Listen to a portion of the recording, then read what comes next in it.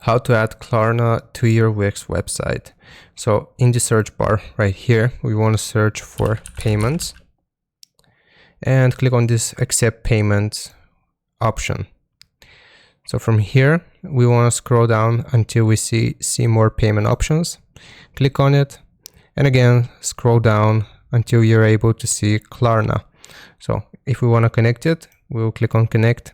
It will tell us that we need to enter our Klarna credentials in the form below.